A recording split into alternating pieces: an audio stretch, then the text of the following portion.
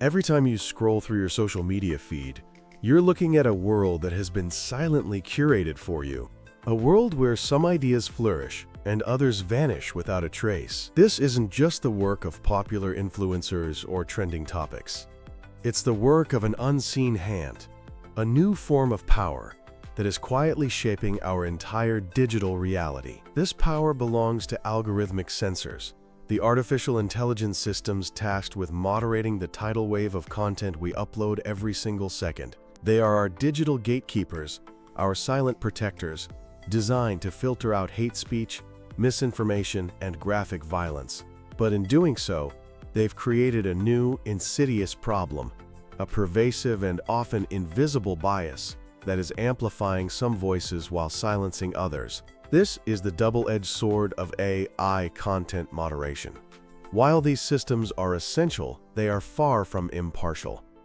They are products of their human creators and the biased data they learn from. The result is a form of algorithmic censorship that can be arbitrary, opaque, and discriminatory, with profound consequences for our freedom of expression and the fundamental fairness of our digital lives. So today, we're pulling back the curtain on the unseen hand of the algorithm. The challenge of keeping online communities orderly is as old as the internet itself. Back in the 80s and 90s, on early bulletin board systems, or BBS, this job fell to human system operators, or sysops. They were like digital janitors, manually sweeping away spam and threats. It was a personal, manageable affair. But then came the explosion of social media in the early 2000s. With MySpace in 2003 and Facebook in 2004, the amount of user-generated content became a tsunami. Manual inspection was no longer possible. Platforms like YouTube tried deputizing the community with user flagging systems, but this led to its own problems, like inconsistent enforcement and abuse through coordinated flagging campaigns. By 2010, platforms turned to technology. Early automated filters and basic AI were introduced to catch obvious spam and explicit material, but these systems were crude. They lacked the ability to understand context, leading to countless errors. It wasn't until the late 2010s, with major advancements in machine learning, that we saw the sophisticated systems we have today. Platforms like Instagram developed AI that could recognize patterns and analyze context. Still, they weren't foolproof. This gave rise to the hybrid model we see now. AI is the first line of defense, filtering out the most obvious violations and flagging borderline cases for human review. But make no mistake, the vast majority of content moderation decisions are now made by machines, and that trend is only accelerating. The great promise of AI moderation was impartial, scalable enforcement of the rules. The reality is far more complicated. An AI system isn't born neutral. It's trained on vast datasets of text, images, and videos from our world, a world that is itself full of biases. The algorithm learns these biases, and in some cases, even amplifies them. This algorithmic bias shows up in several disturbing ways, often hurting marginalized communities the most. Let's start with racial bias. Numerous studies have shown that AI models designed to identify hate speech are more likely to flag tweets written in African American Vernacular English, or AAVE, as offensive. This linguistic bias leads to the disproportionate censorship of Black voices. During the George Floyd protests in 2020, Black creators on TikTok reported their content being suppressed.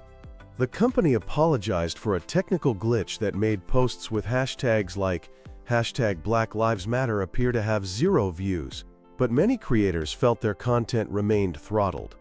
It was later discovered that TikTok's automated system was flagging terms like Black Lives Matter and Black people as inappropriate, while phrases like white supremacy triggered no such warnings. An AI researcher even found that TikTok's recommendation algorithm was creating racialized filter bubbles. If you followed a Black creator, it would primarily recommend other Black creators, effectively segregating users by race. Meta, the parent company of Facebook and Instagram, has faced similar scrutiny. Whistleblower Frances Haugen revealed that Facebook was, in her words, fueling ethnic violence in Ethiopia because its AI failed to adequately moderate inflammatory content in languages like Amharic. The bias isn't just racial, it's also political and ideological. A study from the University of Edinburgh found that during the 2021 Israel-Palestine conflict, Facebook removed hundreds of posts expressing support for Palestinians that did not violate any platform rules. This has led to accusations that platforms are deliberately suppressing activist voices, perhaps at the behest of governments. We've seen Syrian journalists and activists have their accounts deleted under the guise of combating terrorism, when they were actually campaigning against violence. This has led to the rise of Algospeak, a coded language users create to evade automated censorship. For example, the watermelon emoji, which shares the colors of the Palestinian flag, became a pro-Palestinian symbol to avoid suppression. This bias also extends to gender and the LGBTQ+ community. On Instagram, plus-sized and body-positive creators often find their posts flagged for sexual solicitation, while similar posts from thin, white women are left untouched. An investigation found that queer individuals and women of color are policed at a much higher rate on Instagram than the general population. In 2018, Tumblr's ban on all adult content famously went wrong. Its comically inept algorithms disproportionately deleted the blogs and content of LGBTQ+ users, leading to a settlement that required Tumblr to revise its appeals process.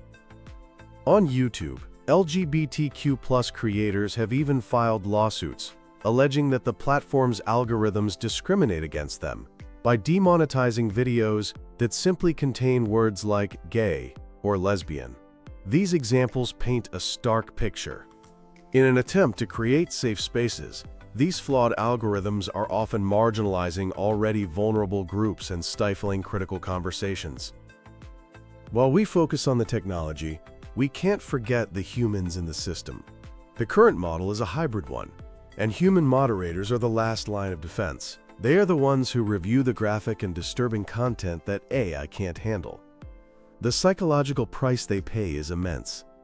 These moderators are on the front lines, exposed to a relentless stream of child sexual abuse material, beheadings, suicides, and pure hate speech. This daily trauma can lead to severe mental health issues, including PTSD, anxiety, and depression. The official diagnostic manual for psychologists even lists indirect exposure to aversive details as a potential cause of PTSD. To make matters worse, many of these moderators are employed by third-party contractors in low-income countries, where they face low pay, intense pressure, and inadequate mental health support. This has led to a wave of lawsuits. In 2020, Facebook reached a landmark $52 million settlement with over 10,000 moderators in the US who suffered psychological trauma from their work. Similar lawsuits have been filed against TikTok and YouTube. The story of one Kenyan moderator for an OpenAI contractor is harrowing. He was tasked with labeling toxic text, including graphic descriptions of sexual abuse.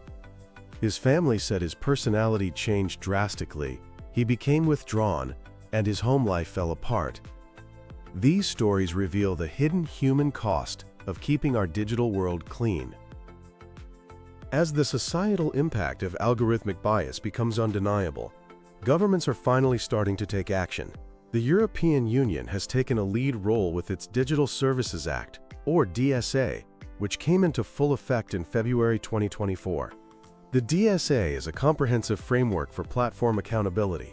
It gives users the right to contest moderation decisions and appeal them. It forces platforms to be transparent about how their algorithms work. And it requires very large online platforms to assess and mitigate systemic risks, like the spread of disinformation. In the United States, the conversation is dominated by Section 230 of the Communications Decency Act. This law has historically shielded platforms from liability for user-generated content. But there's a fierce debate now about whether that protection should apply when a platform's algorithm actively curates and promotes content. Some argue that at that point, the platform is no longer a neutral intermediary. In response to bias concerns, the Algorithmic Accountability Act has been proposed in the U.S. Congress. This would require companies to conduct impact assessments on their AI systems to identify and fix potential discriminatory effects. These efforts signal a global consensus. The era of unchecked algorithmic power is ending. A new framework of accountability is needed. So what is the path forward? How do we forge a more equitable digital world? There's no single silver bullet, but several promising solutions are emerging. The most fundamental solution is to embed fairness directly into the architecture of AI systems. This is a methodology called fairness by design. Instead of trying to correct biases after the fact, it integrates fairness considerations throughout the entire AI lifecycle, from the initial design to ongoing monitoring. A critical part of this is using diverse and representative training data. If an AI learns from skewed data, it will produce skewed results. Companies must make a conscious effort to curate data that reflects a wide range of cultures, demographics, and perspectives. Another major hurdle is the black box nature of many algorithms, where even their creators don't fully understand how they make decisions. A field called explainable AI, or XAI, aims to fix this. XAI techniques can provide insights into why a piece of content was flagged, making the process transparent. This is crucial for building user trust and for identifying and correcting hidden biases. And finally, we must remember that human judgment is still indispensable for understanding nuanced context and satire. The human-in-the-loop model, which combines AI's efficiency with human critical thinking, is still our most effective approach. Building on this, community-based moderation models, like those used by Reddit and Wikipedia, offer a more democratic approach. Empowering communities to set and enforce their own standards can lead to more contextually aware and culturally sensitive moderation. The silent, automated decisions of algorithmic censors have the power to shape our public discourse, influence our perceptions, and either reinforce or dismantle existing inequalities.